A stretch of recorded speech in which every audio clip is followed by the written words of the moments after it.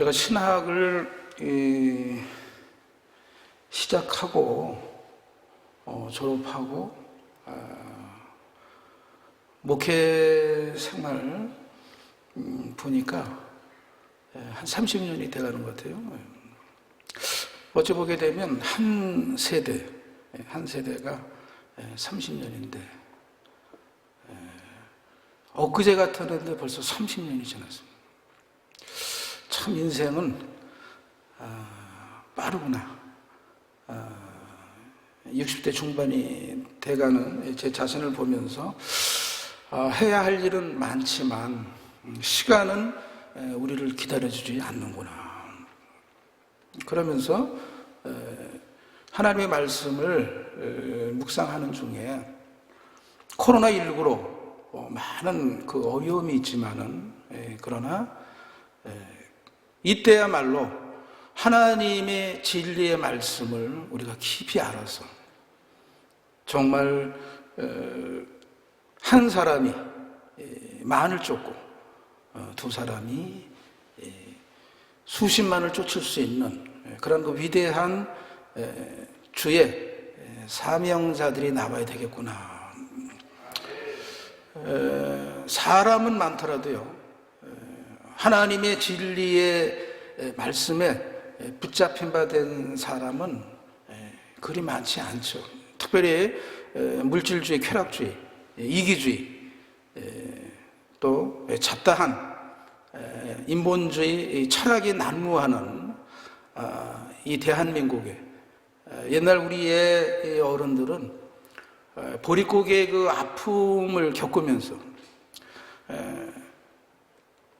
그분들은 하루의 생존을 위해서 뛰었거든요. 근데 오늘날 우리가 이 생존의 위협은 떠나갔지만은 먹고 사는 문제에서 그렇게 절박하진 않지만 많은 부유함이 들어왔음에도 불구하고 진리의 말씀을 쫓기보다는 세상의 유혹에 더 빠지고 세상의 가치관에 빠지고 그리고 세상의 즐거움에 우리의 삶을 맡기려고 하는 그런 삶의 많은 모습들이 나타나고 있습니다. 우리 대한민국이 세계 7번째 되는 외환 보유국의 국가가 되고 또 세계 10번째 되는 무역 대국이 됐음에도 불구하고 신앙은 오히려 과거보다 많이 떨어지는, 사실 이 오살리 기도원의 그 기도의 영성과 또 믿음의 이 일꾼들이 이곳에 줄을 섰거든요. 그리고 정말 하나님을 향하는 그 뜨거운 열정을 베풀었던 때가 엊그제 같았는데 저 대성전이 꽉꽉 차고 그렇지 않아도 한 700~800명은 모여서 예배를 드렸었는데 지금은 대성전에서 예배들을 드리지도 못하고 축소되어 가지고 이 저녁 시간에 정말 하나님의 은혜를 논할 수 있는 가장 좋은 시간임에도 불구하고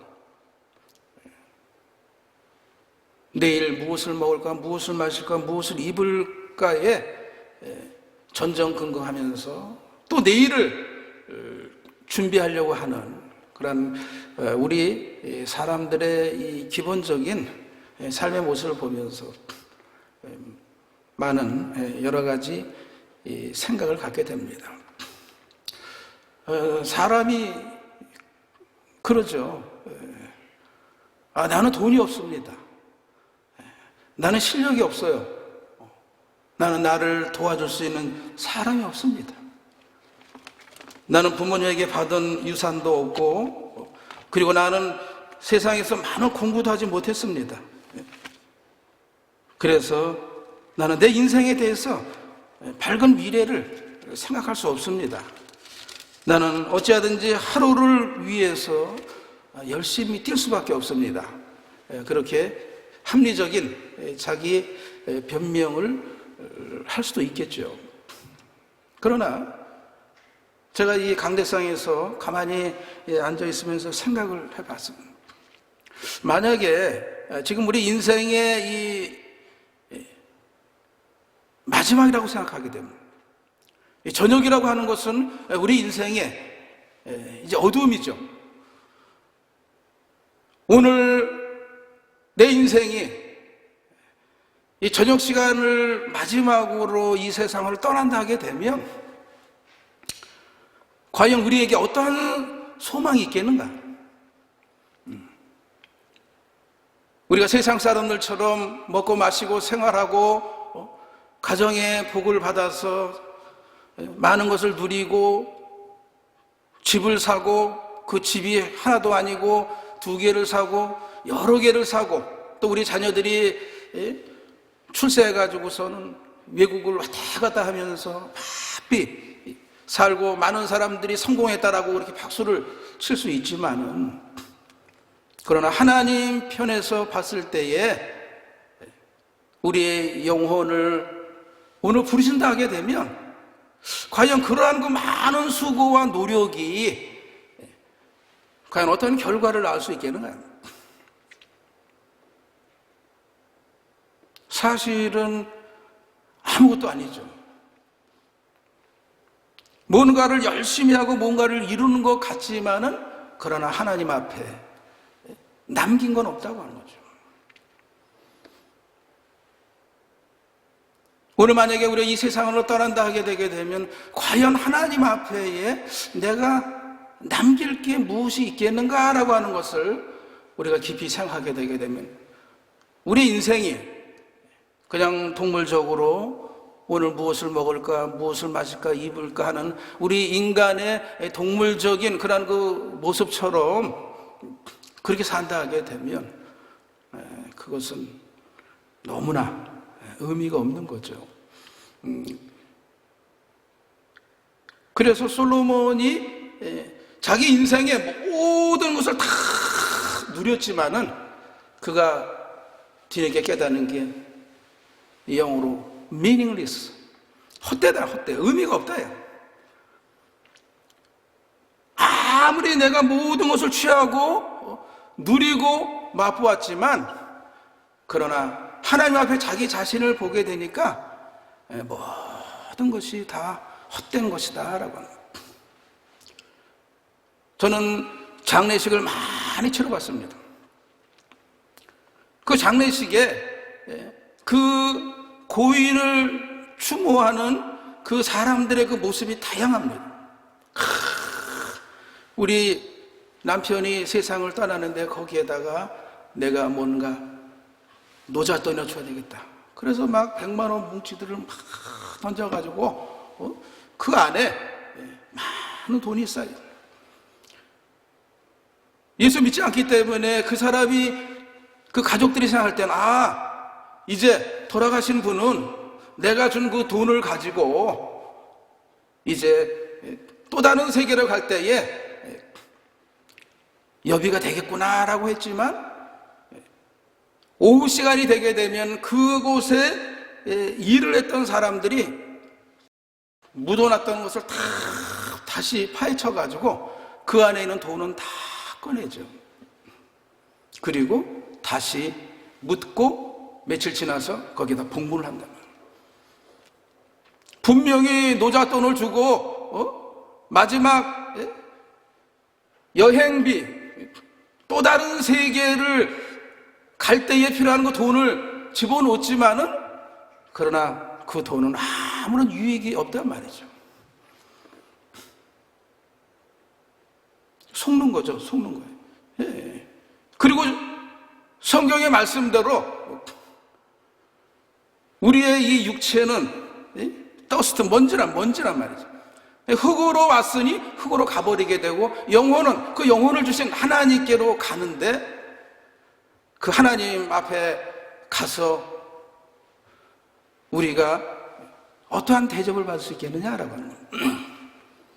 인간의 공로나 인간의 노력이나 인간이 행했던 많은 업적들이 하나님 앞에 그것이 인정이 되겠느냐라고 하는 거예요. 세상에서 얻은 물질과 세상에서 얻은 명예와 세상에서 얻은 부와 영광은 다 사라져버리고 만단 말이에요. 하나님 앞에 성령께서 역사해서 이랬던 감은 남겨서 결국 하나님은 그것을 보시고 우리의 인생에 상을 주신다. 할렐루야. 그것만이 남는 거라면, 그것만이. 그래서 사람들은 그걸 몰라요. 그걸 모르기 때문에 그냥 앞만 보고 달려간단 말이죠. 거기다 할 수 있다, 하면 된다, 해보자, 그냥 막 믿습니다. 제가 외국에서 선교사 생활하면서 그 집사님이 그런 얘기를 해요. 목사님, 우리 남편을요, 제발 축구 경기할 때 좀 뛰게 해주세요. 그래서 제가 그랬어요. 왜 그러냐 했더니, 열심은 우리 남편보다 더한 분이 없습니다. 한번 시켜보세요.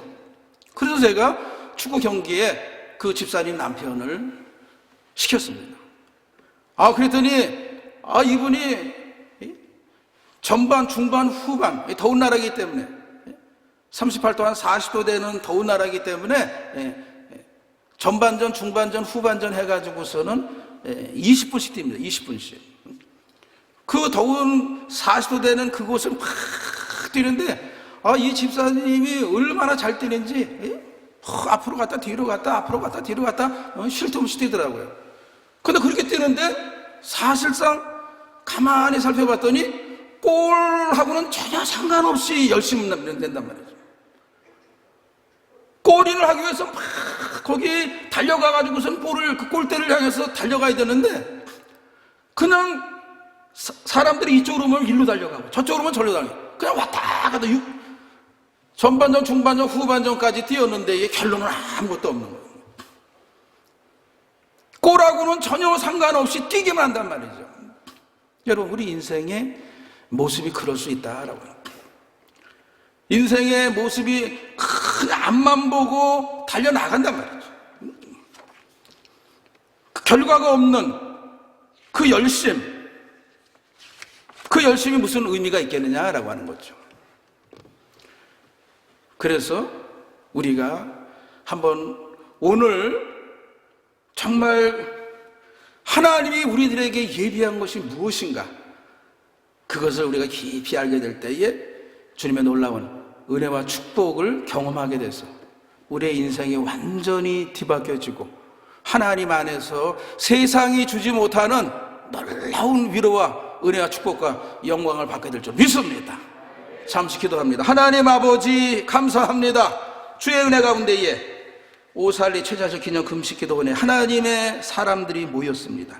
두세 사람이 내 이름으로 모인 곳에 나도 그들 가운데 있겠다라고 약속하신 전능하신 주여, 이 시간 성령으로 임재하셔서 우리의 예배를 받아 주시옵시고 우리의 삶 가운데 놀라운 하나님의 은혜와 복을 허락하여 주시옵소서. 걸어가신 예수님의 이름으로 기도드리옵나이다. 아멘. BC 560년에 에베소의 철학자 헤라클레이 토스라고 하는 사람이 있었습니다. 그 사람이 이런 얘기를 했어요.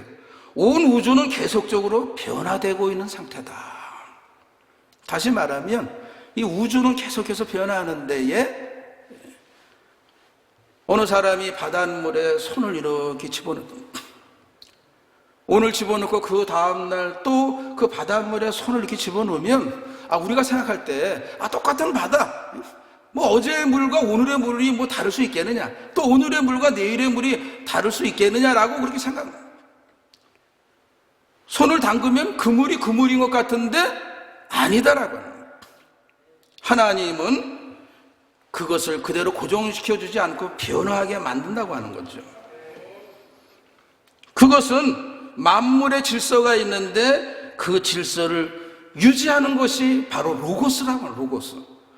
로고스라고 하는 것이 그 만물의 질서를 유지해 나간단 말이죠. 뿐만 아니라 그 로고스는 만물의 계획을 짜고 그 목적을 조절한다. 이 로고스라고 하는 것이 계획을 짜고 그 목적을 조절함으로 말미암아 이 우주를 섭리해 나간다라고 하는 거예요. 인생도 마찬가지라고. 인생도 이 로고스가 우리의 인생의 계획과 목적을 조절한대요. 그 사람들은 그걸 몰라요.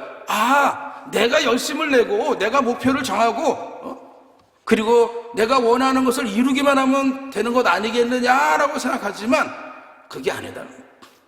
로고스라고 하는 그 우주연을 다스리는 그 로고스가 우리 인생의 삶의 목적과 모든 계획을 다 그분이 주관해 나간다는 겁니다. 그래서 사도 요한이라고 하는 사람은 요한복음 1장 1절에 태초에 말씀이 계시라, 말씀이 하나님과 함께 계셨으니 이 말씀은 곧 하나님이시라. 그런데 이 헬라 철학에서는 이 말씀이 뭐냐면 로고스란 말이죠. 그래서 태초에 로고스가 계십니다. 로고스가 하나님과 함께 계셨으니 이 로고스는 곧 하나님이시다. 그 로고스가 하나님이다. 그래서 요한복음 1장 3절에 보게 되면 만물이 그로 말미암아 지은 바 되었으니 지은 것이 하나도 그가 없이는 된 것이 없느니라. 그가 로고스고 그가 구약의 말씀으로 계신 예수님이고 바로 그분이 하나님이다. 그러니까 하나님이 없이는, 예수님이 없이는 절대로 모든 것이 지어질 수가 없다라고 하는 거예요. 모든 피조물들이 그분의 손 안에서 창조됐을 뿐만 아니라 우리의 인생, 하나님의 형상을 닮은 우리의 인생들 역시도 그분 없이는 되는 것이 없다라고 하는 거예요. 그래서 하나님의 인간적인 성품이 말씀으로 나타난 거예요. 우리가 그 사람을 알려면 그 사람의 목소리를 들면 알잖아요. 그 사람의 말씀을 이렇게 듣게 되면 그 사람의 형체가 드러나는 거 아니겠어요? 그게 바로 말씀을 통해서 하나님을 아는 거죠. 그뿐만 아니라 신적인 성품을 나타내는 것이 성령이다. 하나님은 신의 능력을 나타낼 때에 무엇을 사용하느냐? 성령을 사용하느냐. 그러니까 아버지는 계획하시고 성자 예수님은 말씀으로 있고, 그리고 그 말씀이 신적인 능력을 나타내는 게 바로 성령이다. 그래서 이 삼위일체의 이 하나님이 우리 인생의 삶을 주관해 나가는 거죠. 그런데 이것이 바로 이 고린도 교회에 있어서는 오늘 고린도 전서 2장 7절의 말씀을 보게 되면 오직 은밀한 가운데 있는 하나님의 지혜를 말하는 것으로서 감추었던 것인데 하나님이 우리의 영광을 위하여 만세 전에 미리 정하신 것이라. 이것이 바로 감추어진 비밀이라고 하는 거예요. 이것이 사람들의 이 눈에는 감춰져서 보지를 못하는 거예요. 3차원의 감각적인 것을 가지고는 이것을 절대 구분해낼 수 없는 거죠. 그래서 4차원이 필요한데 4차원의 계시가 우리의 인간의 눈을 열어서 3차원을 뛰어넘어 하나님의 역사를 깨닫게 된단 말이죠. 4차원의 하나님이 그 계시로 말미암아 우리의 눈을 밝혀주게 될 때 우리는 보이는 것이 전부가 아니다라고 하는 것을 깨닫는 거예요. 보이지 아니하는 것에 역사가 있다라고 하는 것을 우리가 알 수 있는 거죠. 그 조규 목사님은 그 4차원을 생각이다. 생각은 눈에 보이지 않지만 있다는 거죠. 꿈도 있고 믿음도 있고 그리고 말씀도 있는 거예요. 그게 바로 4차원이에요. 4차원. 그뿐만이 아니죠. 천국과 지옥 보이지 않지만 있잖아요. 천사와 마귀 다 있단 말이에요. 우리가 욥기서에 보게 되면 욥이 고난을 당할 때에 그 이전에 벌써 하늘에, 우리가 하늘 하게 되게 되면 눈에 보이는 스카이가 있고, 그리고 그 우주 공간을 스페이스라고, 그리고 하나님이 계신 그곳을 바로 헤븐이라고 합니다. 그 헤븐 하늘에서 마귀들과 천사들이 같이 있는 데에, 그 회의 가운데에 마귀에게 하나님이 질문하죠. 너 어디 갔다 왔느냐? 나는 세상을 좀 두루두루 살펴보겠다. 욥이라고 하는 사람을 주의 봤느냐? 예, 주의께 봤습니다. 근데 당신이 그렇게 복을 주니까 그 신앙을 가지고 열심으로 섬기는 것 같습니다. 그래서 그래? 그러면은 어떻게 했으면 좋겠느냐? 그 사람이 가지고 있는 걸 한번 쳐보시죠. 그래서 이미 하늘에서 결정이 나서 3차원의 욥의 생활에 있어서의 엄청난 고통이 다가오게 됐단 말이에요. 옆에 나라에서 막 와가지고서는 소유물도 뺏어 가지고 하고 종들도 뺏어 가지고 하고, 갑자기 태풍이 불어가지고 10자녀가 하루아침에 죽게 되고, 그리고 욥에게도 병이 생겨가지고 온 몸에 욕창이 나가지고 막 긁는. 그러니까 욥이 볼 때는 3차원에서 당하는 욥이 볼 때는 이게 뭐지 도대체가, 내가 하나님 앞에 순전하고 정직하고 악에서 떠나고 하나님만 경외하는 사람인데 이게 뭐지? 오늘 예수 믿었는데 여러 가지 불행한 일이 다가옵니다. 아니 11조도 내고 예배도 잘 참석하고 그 주의 종의 말씀에 순종해서 열심을 다했는데 왜 도대체가 우리의 가정에 이러한 일이 생길 수 있겠냐라고 그렇게 의구심을 갈 때가 있잖아요. 근데 그것은 벌써 이미 4차원에 눈에 보이지 아니한 세계에서 결정을 해서 그 결정이 실행된 게 바로 우리의 삶의 현실이란 말이에요. 그러니까 오늘 눈에 보이는 삶에 있어서의 모든 것은 어디서 결정하느냐? 보이지 아니하는 4차원의 세계에서 결정한단 말이죠. 그래서 오늘 이 고린도에서 보게 되게 되면 하나님이 자기를 사랑하는 자들을 위하여 예비한 것이 있는데, 그것은 눈으로 보지 못하고 귀로 듣지 못하며 사람의 마음으로 생각할 수 없는 것을 하나님이 예비해놨다는 거예요.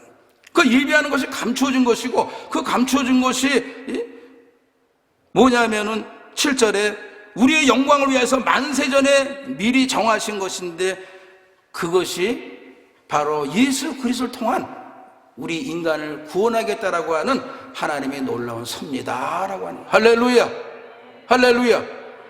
근데 이것을 4차원의 세계를 알 때에, 이것을 알면 4차원의 세계를 우리가 어떻게 알습니까?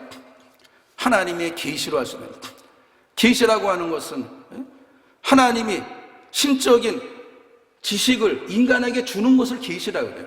쉽게 변하게 되게 되면 우리가 바깥 세계를 볼 때 창문을 확 열면 되면 바깥 세계를 볼 수 있듯이, 하나님이 우리의 눈을 쫙 열어주게 될 때에 영적인 세계를 볼 수 있게 된다. 근데 이 영적인 세계를 보지 못하니까 오늘 현실적인 것만 가지고 오늘 무엇을 먹을까, 무엇을 마실까, 무엇을 입을까 전전긍긍하며 돈 때문에 부부 간에, 부모와 형제 간에, 자식 간에, 이웃 간에, 친구 간에 막 싸우고, 그것이 전부인 줄 안단 말이에요. 만약에 그것이 전부면 우리가 그것을 끝까지 붙들고 하늘나라까지 가지고 가야죠.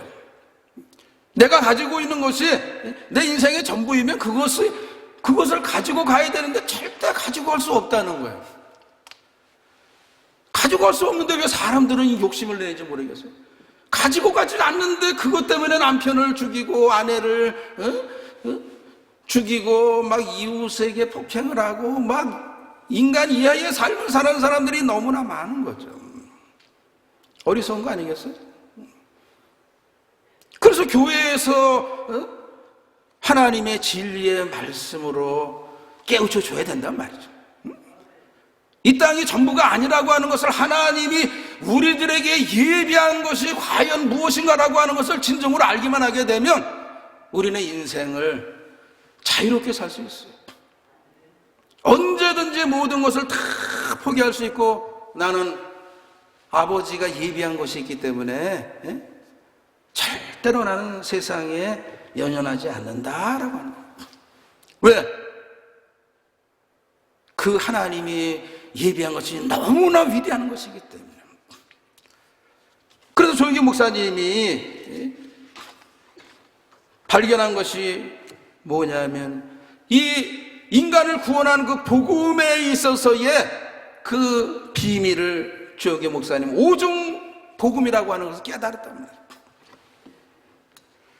그게 죄사함의 복음이죠. 우리 인간에게 있어서의 아무리 해결하려고 해결해도 안 되는 게 바로 죄의 문제다. 인간은 태어날 때부터 유전적으로 죄를 가지고 태어난다. 그래서 생각하는 것이 죄요, 말하는 것이 죄요, 행동하는 것이 죄단 말이죠. 그 죄를 절대로 없이 할 수 없단 말이죠.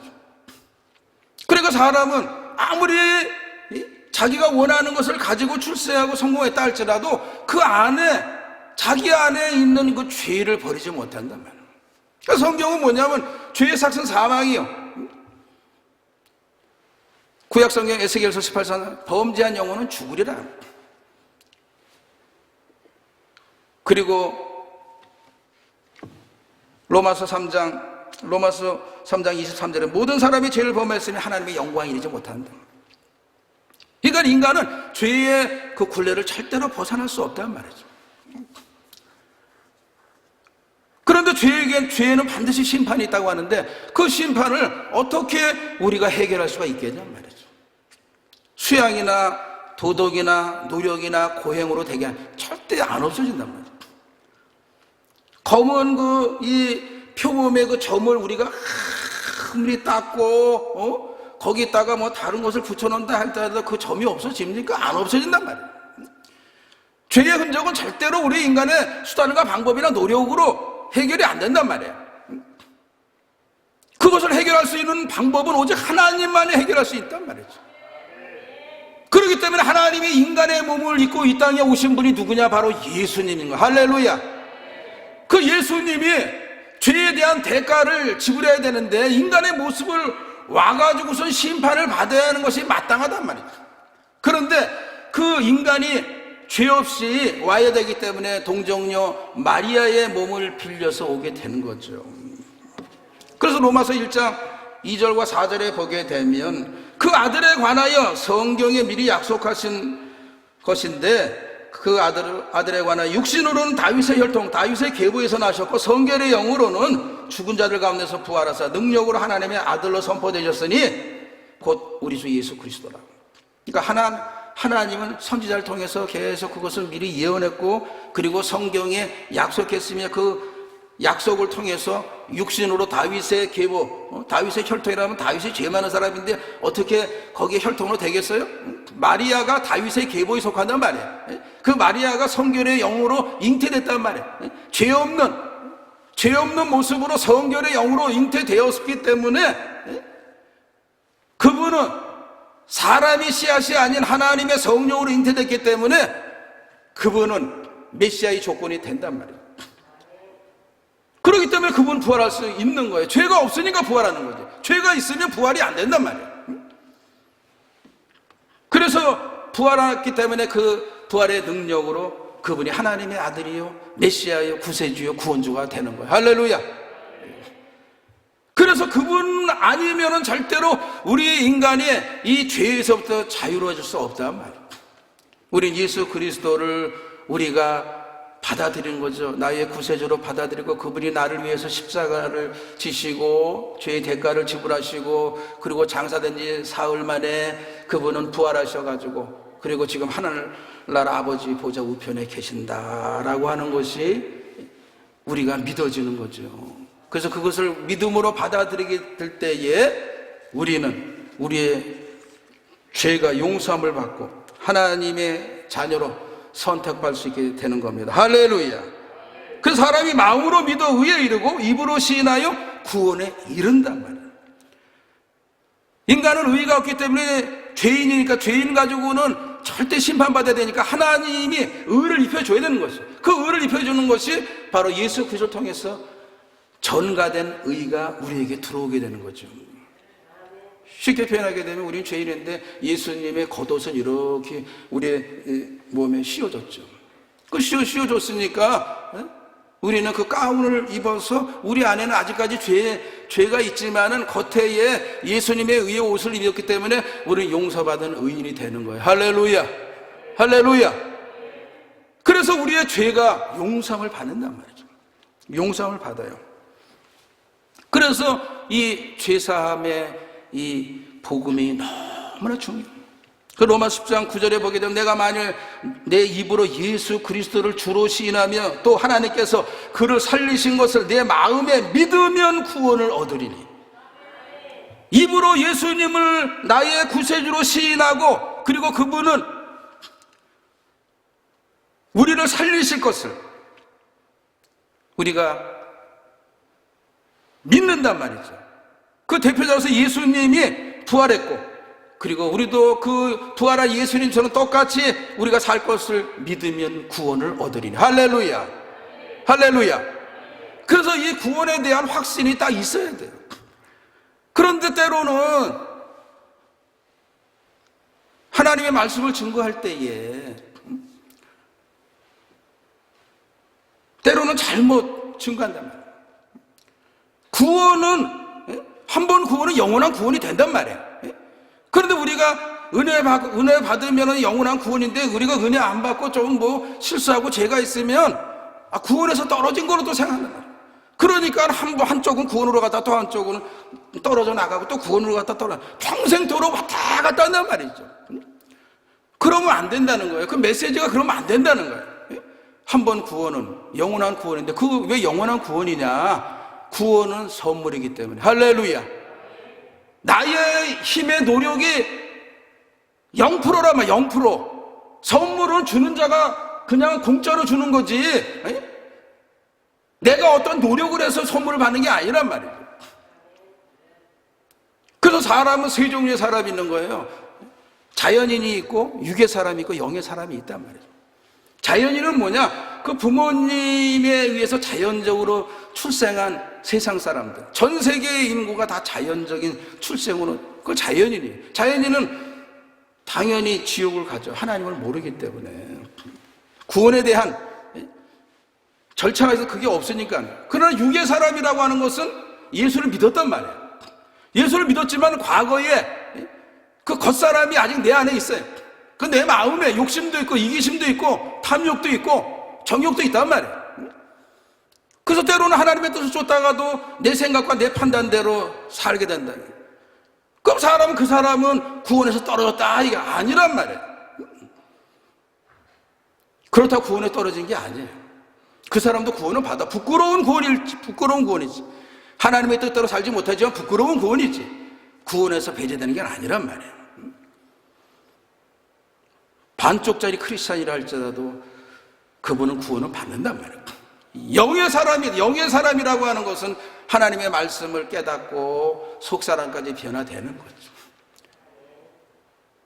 내 뜻과 내 고집으로 사는 것이 아니라 하나님의 말씀을 중심으로 해서 내 마음이 날마다 하나님의 말씀이 지시하는 그 말씀을 쫓으려고 하는 거죠. 자꾸 성령의 인도를 받으면서 영적으로 나가는 사람, 그 사람은 성령의 인도하심 속에서 아름다운 열매를 맺기 때문에 그 사람에게 상급이 있는 거예요. 상급. 그런데 교회에서 메시지를 증거할 때에 조금 잘못하면 그래가지고서는 구원을 얻을 수 있겠느냐? 그러니까 구원에 대한 확신이 없으니까 자꾸 구원파에게 당신은 맨날 며칠 며칠에 구원 받아내냐? 그러니까 거기에 헷갈리는 거예요. 자꾸 한 번은 구원 받았다 또 떨어져. 자꾸 또 은혜 받았다 또 떨어져 나가고. 그러니까 메시지가 통일이 되지 않으니까는 혼돈 속에서 산단 말이에요. 그 진리의 말씀은 그렇지 않단 말이에요. 그래서 코로나 때에 하나님이 영적인 정화를 주기 위해서 주의 종들에게 하나님의 말씀을 좀 깊이 좀 봐라 이거예요. 하나님의 말씀을 제대로 깨달아 제대로 메시지를 줄 때에 사람들이 변화되는 거죠. 그래서 믿음의 확신이 있어야지, 확신이 있어야지 하나님께 영광을 돌리는 삶을 살 수 있지 않겠어요? 할렐루야. 그래서 우리는 이러한 그 모든 것들이 하나님이 예비하신 그 복음의 비밀 가운데에 속해 있다. 그래서 죄의 사함, 인간은 반드시 죄에 대해서 해결해야 되는데, 그 죄는 하나님 아들 예수 그리스도가 이 땅에 오셔서 우리의 죄를 위해서 십자가를 지시고 죄값을 지불했기 때문에, 그분은 죄가 없는 동정녀 마리아를 통해서 잉태되고, 그분은 우리를 위해 십자가를 지셨고, 그분은 부활의 능력으로 하나님의 아들 메시아로서 인정을 받았기 때문에 오직 예수 그리스도 외에는 절대로 다른 구원이 없는 거예요. 할렐루야, 할렐루야. 그 남론의 빈부귀천, 동양인이든 서양인이든 상관이 없어요. 예수 그리스도를 구세주로 받아들여 입술로 고백만 하면 되는 거예요. 뭐 다른 게 필요 없단 말이에요. 입술로 고백만 하면 되는 거예요. 신약시대 때는. 구약시대 때는 그게 아니에요. 입술로 고백이 아니에요. 구약시대 때는 믿음 플러스 행위가 있어야 돼요. 구약시대 때. 신약시대 때는 입술로 고백만 하면 되는 거예요. 그게 누구의 은혜냐? 예수님의 은혜다. 할렐루야, 할렐루야. 그래서 오늘 우리는 너무나 큰 하나님의 은혜와 복을 받았다라고. 그래서 우리 인생은 신약시대에서는 은혜로 사는 거예요. 은혜 가운데 이 땅에 태어났고 은혜 가운데에 이 땅에 살다가 은혜 가운데 떠나는 거죠. 떠난단 말이에요. 그래서 은혜로 모든 것이 되었기 때문에 내가 모든 것을 붙잡으려고 하잖아요. 하나님의 영광을 위해서 내가 노력하고 애쓰는 거지, 내가 아무리 열심히 한다 할지라도 다 놓고 가는데 그걸 뭘 그렇게 붙들고 그렇게 형제간에, 남편과 아내간에, 부모와 자식간에, 형제들 막 원수가처럼 싸우냔 말이에요. 이웃간에. 어리석죠. 두 번째가 성결에 보면 성결. 베드로전서 1장 22절에 너희가 진리를 순종함으로 너희 영혼을 깨끗하게 하여. 우리가 예수를 믿었지만은 성결한 삶을 살 수 없는 경우가 있어요. 왜? 진리를 순종하면, 하나님의 말씀을 순종할 때에 우리가 깨끗하게 되는 거예요. 우리가 그냥 무조건 믿습니다, 또 외모를 막 치장하고 깨끗이 샤워를 한다고 해서 우리의 삶이 깨끗해지는 것이 아니라 진리, 하나님의 진리의 말씀을 따를 때에 우리의 영혼이 순수해지고 우리의 마음속에 성결한 영이 들어오게 되어 있다. 할렐루야. 로마서 8장 13절에 너희가 육신대로 살면 반드시 죽을 것이로되 영으로서 몸의 행실을 죽이면 살리니. 그래서 영으로서 우리의 몸의 행실을 죽인단 말이죠. 로마서 8장 26절에 이와 성령도 우리의 연약함을 도우시나니 오직 성령이 말할 수 없는 탄식으로 우리를 위하여 친히 간구하시니라. 그뿐만 아니라 우리가 할 수 없기 때문에 성령께서 옆에서 우리를 도와주셔서 성결한 삶을 살 수 있도록 인도해 주신다라고 하는 거예요. 할렐루야. 애쓰고 수고하지 않아도 성령께서 우리에게 깨달음을 준단 말이에요. 그리고 돕는단 말이죠. 피할 길을 열어주신단 말이죠. 악의 구렁텅이에서 빠져나오게끔 만들어준단 말이죠. 우리 인간은요, 본질적으로 분별할 수 있는 영을 하나님이 주셨어요. 그런데 죄악으로, 세상에 탐욕으로 그것을 가려버렸기 때문에 우리가 분별력을 갖지 못하죠. 그런데 성령께서 우리에게 분별력을 줘서 깨닫게끔 만들어 주신단 말이죠. 그래서 우리는 성결한 삶을 사는 치료의 복음이 있죠. 베드로서 2장 24절에 그가 채찍에 맞음으로 너희는 나음을 얻었나니 라고. 예수님이 채찍에 맞을 때에 우리는 어떤 병에 걸렸든지 나을 수 있는 그런 조건을 우리는 갖고 있다라고 하는 거죠. 내가 선한 삶을 살지 않았다 할지라도, 내가 불순종했다 할지라도 법적으로 예수님이 채찍에 맞음으로 너희는 나음을 얻었다라고 하는 그 진리의 말씀이 우리를 낫게끔 만들어 주신다고 하는 거예요. 할렐루야. 그래서 예수님의 채찍에 맞음으로 어떠한 병이든지 나을 수 있다라고 하는 근거가 있고 믿음이 있으니까는 우리가 병마에 떠나가라, 병이야 물러가라라고 하는 거예요. 뭐 근거가 있어가지고 외쳐야지 그냥 믿습니다, 나를 고쳐줘, 그럴 필요 없어요. 하나님의 말씀에 예수님이 이미 채찍에 맞음으로 우리의 병에 대한 대가를 지불했기 때문에 나는 더 이상 그 질병의 노예가 될 필요가 없다. 이미 예수님이 대가를 지불했기 때문에 병아 떠나가라, 병마에 물러가라 라고 하는. 그러면 하나님의 치유가 임하게 되는 거죠.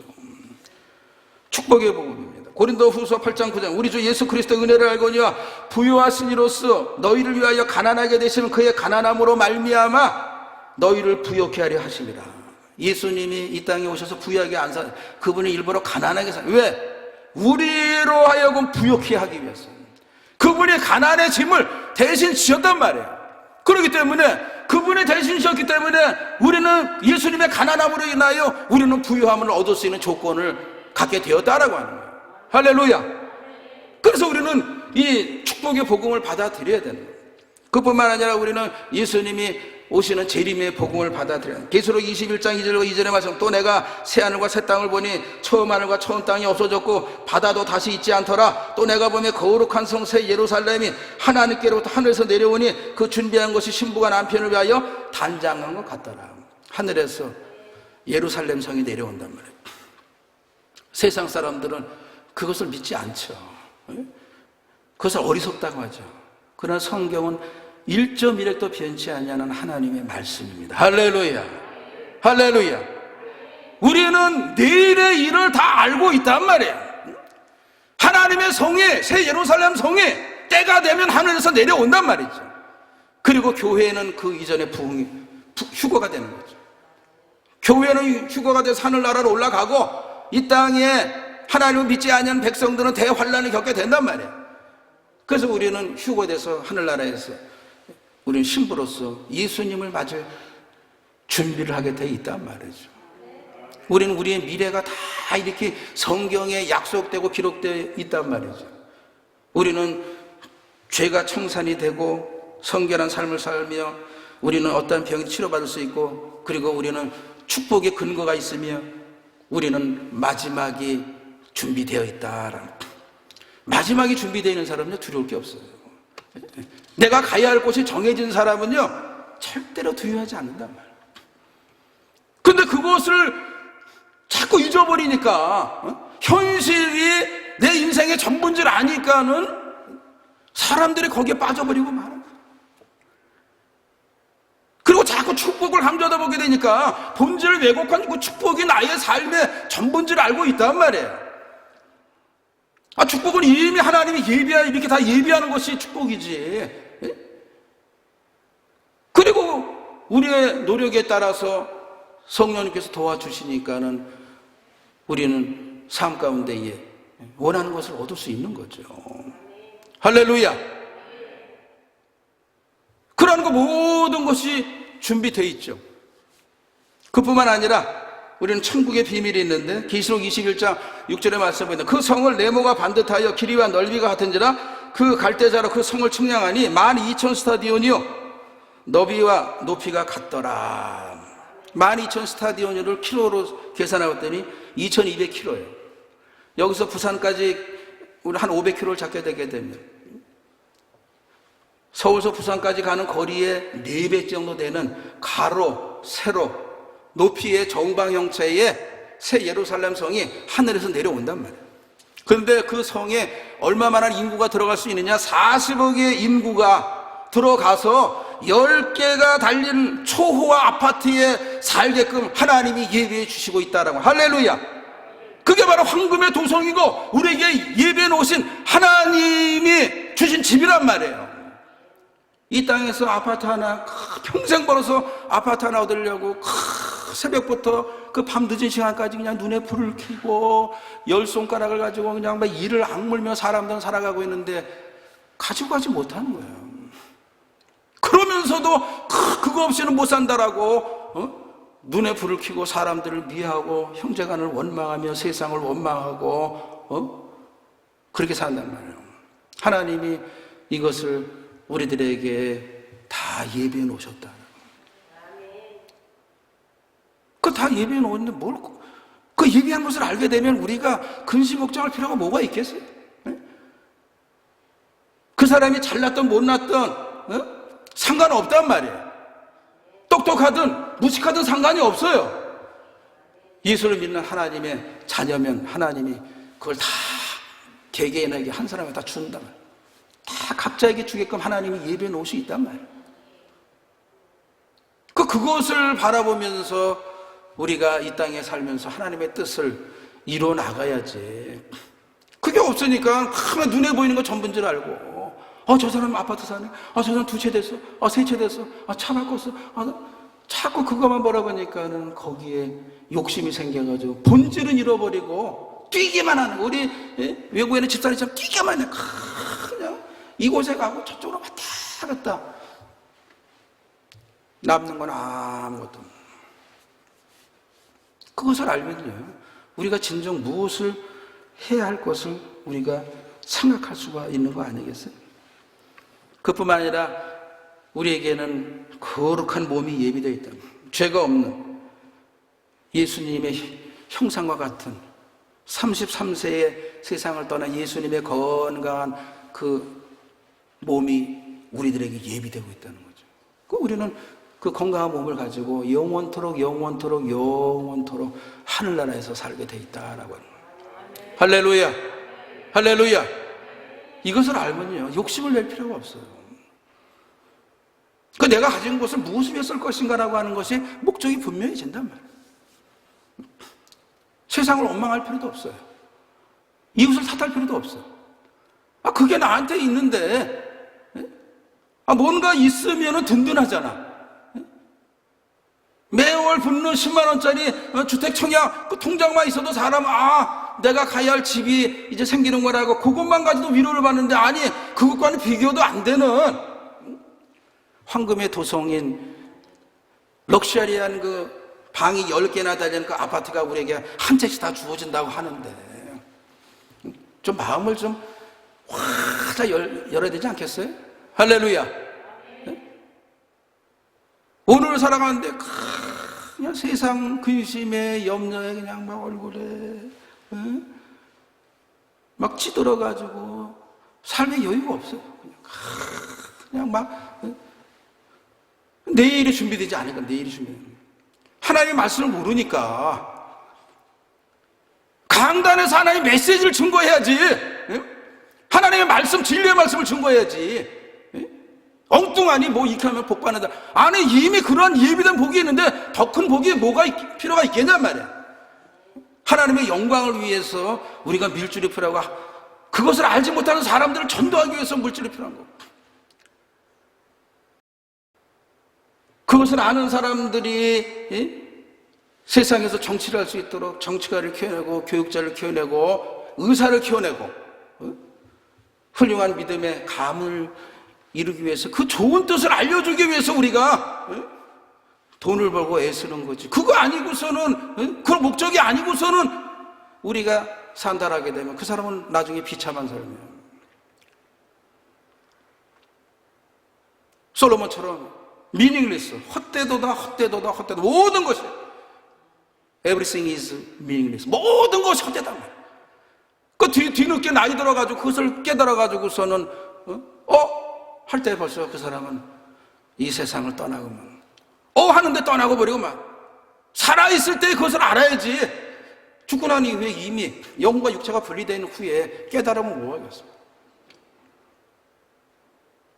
오늘 그것을 알고 하나님의 사람들이 기도원에 올라와서 그 영광과 그 뜻을 위해서 구원받지 못한 사람들에게 구원의 복음을 증거하고, 그것을 이루기 위해 성령 충만을 받기 위해서 기도하고, 하나님 앞에 헌금해서 그 헌금이 위대한 주의 일꾼들을 키우고 선교사들을 키우고 많은 학자들을 키우고, 저는요 가장 안타까운 게 대한민국에 위대한 신학자가 없다는 거예요. 기독교계, 카톨릭에는요 위대한 신학자들이 많이 있어요. 그 대한민국에는 그게 없어요. 그냥 교회만 그냥 세우려고 했지. 신학자들을 키워서 바른 말씀으로 교육을 하고, 그 바른 말씀에 붙잡힌 사람들이 제자화되어서 전 세계를 복음화하는 데에 앞장서야 되지 않겠어요? 할렐루야. 그러한 그 꿈을 가져야 된다. 이 진리를 알면 지금 죽어도 전혀 후회가 되지 않아요. 왜? 내가 가야 할 곳 정해졌는데 뭐 후회할 게 뭐가 있겠냐 말이에요. 후회하는 것은 내가 하나님의 영광을 더 드러내지 못한 거, 하나님 앞에 더 값진 일을 하지 못한 거, 그게 후회가 되는 거지. 먹고 생활하고 많은 것을 누리지 못했다고 해서 그게 후회가 되는 거예요. 제가 외국에서 선교사 생활하면서 비행기를 많이 타고 호텔에 많이 가고 뷔페 음식을 많이 먹어봤는데 그때뿐이야. 호텔에서 잠자는 것도 그때뿐이야. 하루 이틀이야. 음식도 아무리 좋은 음식도 그때뿐이야. 비행기를 타고 이곳저곳 날아다녀도 그때뿐이란 말이에요. 오늘 하나님이 감춰줬단 말이에요. 복음의 비밀을 감추었어요. 천국의 그 비밀을 감추었어요. 그리고 세 번째, 교회의 비밀을 하나님이 감춰. 교회는 그리스도의 신부이고 몸이다. 그만큼 신부이고 몸이기 때문에 하나님이 제일 사랑하는 것이 어디냐? 교회란 말이죠. 그런데 주의 종들이 그 주님의 신부요 몸인 교회를 성도들이 헌금에 안 해가지고 내가 교회를 해야 되냐 말이야. 그 정신 자세가 벌써 잘못된 거 아니겠어요? 주님의 신부고 주님의 몸인데 누가 책임지겠어요? 주님이 책임지는 거 아니겠어요? 할렐루야. 주님의 몸이면 주님이 그것을 가장 귀하게 여기는 것이지. 그래서 가장 하나님이 귀하게 여기는 곳이 교회인데 그 교회에서 예배를 드는 것이 얼마나 소중한. 왜? 영적인 은혜를 받기 때문에. 세상에서 영적인 은혜를 주지 못해요. 세상에서는 뭐 성공의 방법이니 뭐라고 막 가르쳐주지만 그래 그렇게 성공해서 사는 보세요. 막 떠도는 소리를 좀 보세요. 그냥 아주 막 까발리고 막 들춰내고 그게 어떻다는 거야 도대체. 그게 우리 인생의 미래하고 어떻게 된다는 거예요. 그게 하나님의 진리의 말씀을 그렇게 좀 막 까고 좀 해줘봤으면 좋겠어요. 근데 하나님의 진리의 말씀은 전혀 상관없고 그냥 오늘 무엇을 먹을까, 무엇을 마실까, 무엇을 입을까, 오늘 그냥 살기 위해서만 바삐 뛴단 말이죠. 여러분, 우리 인생은요, 동물하고 틀립니다. 동물은요, 먹을 것만 주면 살아요. 인간은 아니란 말이죠. 우리 인간은 우리의 마음의 중심이 있는데 그 중심이 영혼이에요. 그 중심이 영혼의 양식이 들어가야지만이 우리는 가치를 느끼고 우리는 행복함을 느낀단 말이에요. 할렐루야! 할렐루야! 아무리 돈이 많고 호화로운 집에 살고 명예를 얻다 할지라도 그 텅 빈 영혼을 가지고서는 인생이 만족하지 않는단 말이에요. 그 영혼에 하나님의 말씀이 들어가야지만이 채워지는 거예요. 기쁨을 얻는 거예요. 행복을 느끼는 거예요. 그리고 우리는 살아가야 할 가치를 느낀단 말이에요. 인생을 살아가야 할 가치가 있을 때에 나이 들어도 열심히 살 수 있어요. 살아갈 가치를 느끼게 보게 되게 되면 인생이 허탄해져, 허무해져. 늙고 병들고 나는 이대로 가는구나. 그래서 자살하는 거예요. 오늘 우리는 일하는 그 모든 것이 감춰져 있는데 그 감춰진 것이 예수 안에 감춰져 있던 것인데 그것을 하나님이 계시로 우리로 알게 해줘서 우리는 눈에 보이지 않는 4차원의 세계가 우리를 위해 준비되어 있고 우리는 그곳에 가야 할 소망이 있기 때문에 오늘 우리는 어떠한 형편과 처지에 있다 할지라도 우리는 마음이 단단하면 행복한 삶을 살게 될 줄 믿습니다. 할렐루야. 할렐루야. 그러니까 마음에 뭔가 가진 사람은요 든든해요. 이 하나님의 진리의 말씀이 안에 들어있는 사람은 든든하다고. 그 진리의 말씀을 가지고 돈이 있는 사람 바라볼 때 저거는 그냥 물질적인 좀 축복을 받고 있구나. 그러나 저 사람이 하나님 모르면 저 아무것도 아닌데 저 사람이 저 돈을 정말 하나님의 영광을 써야 되는데 그런 안타까움만 있는 거지 거기에 대한 시샘이라든가 우리가 다른 걸 가질 필요가 없잖아요. 할렐루야. 오늘 우리는 교회가 교회다. 말씀이 돼야 돼. 하나님의 백성들이 진리에 굴복해야 되는 거예요. 진리에 굴복해야지만 그 영혼의 자유함이 있다니까. 그렇지 않으면 종교적인 사람 그냥 시간에 쫓겨가지고서는 예배 시간에 뭔가 도장 찍은 것 같고 전도해라 하면 그냥 막 억지로 전도해서 그냥 전도지 뿌리고 나면 뭔가 한 일 같고 그래가지고는 안 돼요. 자식이요, 자녀가 정말 부모님을 사랑해서 하는 그 손길은 틀리죠. 뭐 돈이나 뭐 그런 게 아니고 그냥 그 정성. 이 손을 만져봐도 그 부모님에 대한 애틋한 사랑을 느낄 수 있다고 자식이 그 행하는 것. 그런데 그렇지 않은 건요. 그냥 하나의 형식이란 말이에요. 형식. 형식 가지고는 안 돼요. 우리가 이 위대한 것을 하나님께 받았는데 우리가 좀 마음을 확 열고 눈을 크게 뜨고 진짜 우리가 바라봐야 할 것이 무엇인가, 그걸 바라보면서 우리가 하루하루 하나님의 뜻을 이루기 위해서 성실한 삶을 살게 될 때, 그때에 하나님이 우리들에게 예비한 놀라운 상급이 있는데 면류관인지 믿습니다. 의의 면류관, 영광의 면류관, 썩지 아니하는 면류관, 자랑의 면류관, 기쁨의 면류관이 우리에게 주어질 줄 믿습니다. 그 면류관은 절대로 후회가 없는 면류관이고 빼앗기지 않는 면류관이란 말이에요. 그 면류관은 한 100년만 그 반짝거리는 게 아니라 영원토록 우리에게 씌워지는 면류관이라는 거예요. 그래서 선교사들이 자기 생명을 던지는 거고, 사도 바울 선생도 자기 목을 내놓는다. 그 면류관이 있기 때문에, 그 위대한 가치가 있기 때문에 인생의 삶에 자기의 전생애를 투자했단 말이에요. 오늘 우리 주의 종들에게 힘을 줘야 됩니다. 힘을. 교회가 문을 닫고 있다라고 하는 건 비극이에요. 얼마나 생활이 어려우면 교회가 문을 닫겠냔 말이에요. 그래서 주의 종들에게 힘을 줄 수 있도록 우리 성도님들이, 목사님 하나님의 말씀을 많이 연구하시고 우리에게 생명의 양식을 많이 나눠주세요.